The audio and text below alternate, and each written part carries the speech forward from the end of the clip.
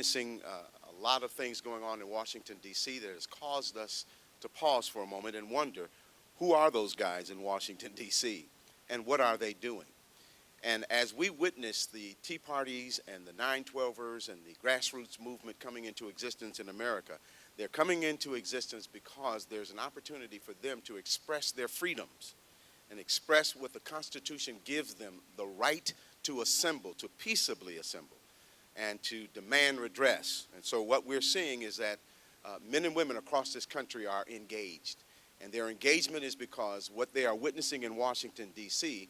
is something that is akin to a coup d'etat, that there's an attempt on the part of this administration and the liberal left to change our nation from its founding principles into the image of Saul Alinsky and the image of those who are on the left, socialists, who do not agree with our principles, who do not believe that the free market enterprise is best, that do not believe that liberty and freedom is what is best for all of Americans.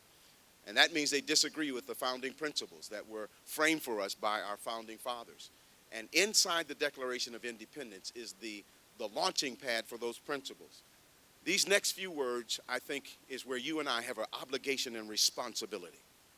It says, to secure these rights, governments are instituted among men and derive their just powers from the consent of the governed.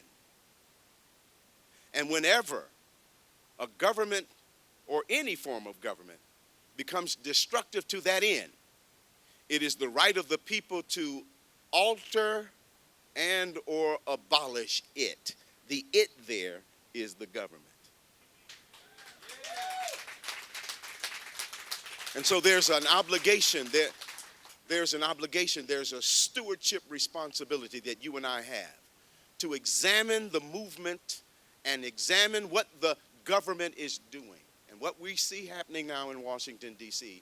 is an expansion of the government, an overreaching of the government into our personal lives, and dictating to us what we should and should not do. My friends, that is called tyranny. Tyranny. And the Constitution was written to limit the government, to restrict the tyrannical move of the government against the people. And so it is your responsibility and mine to make sure that the government does not reach into our lives, does not dictate to us what we should do. But we have not been good stewards. We have sort of been fat and sassy. We have been the recipients and the beneficiaries of so great a nation and a free market enterprise. And we sort of just release the fox into the hen house. And when the fox is in the hen house, the hens are in trouble. And now we're feeling an uneasiness. But out of that uneasiness comes an awakening. This administration has galvanized the conservative movement like nothing else could have done.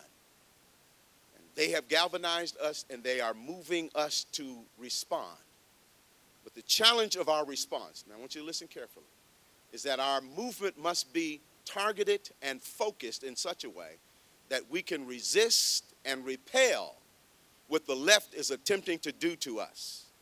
That means we got to harness this energy, this new awakening in a way that we can target the energy in a way that will produce the results that we desire, the rescue of this republic from the hands of the liberal left.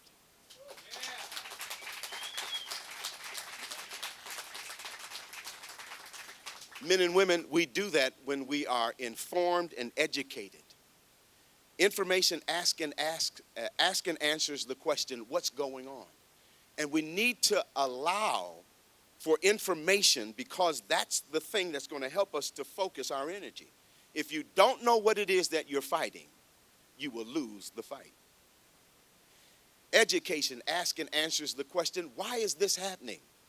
Why is it that we are experiencing in the greatest nation on earth, who came into existence off a Judeo-Christian ethic and history, based upon principles that were founded in the Constitution and in the Declaration, we are moving rapidly away from that? How is it that our elected officials are rejecting that which has caused us to be successful in the first place. My friends, what we are witnessing is a group of ideologues, men and women who do not believe in our system. And they are Fabian socialists, and Fabianist believes in gradualism or in incremental change. And this incremental change has been coming at us for years. It has its start in Woodrow Wilson. It's found its rhythm in FDR in the New Deal program, and came to full fruition in the Great Society program of Lyndon Baines Johnson. Soft tyranny always turns into hard tyranny. And you need to be aware of that. So it is time for us to be engaged. We're at a special moment in the history of our nation. This country can flip into a socialistic paradigm, or we can rescue it through our engagement. But that engagement has to be targeted. It has to be focused. And that means the responsibility of doing that rests within leadership. And my friends, I'll ask you this question. Where are our leaders? What are they saying to us? And what are they proposing?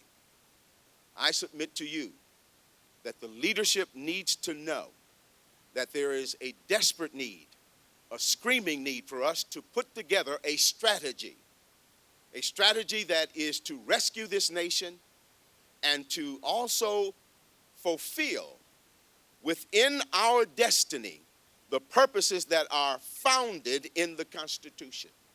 And so what we need to see from our leaders and how we need to vet those leaders in the future is to make sure not only that they are fiscal responsible candidates and that they believe in tax cuts and limited government, but that they also understand the value and the worth of our Judeo-Christian frame.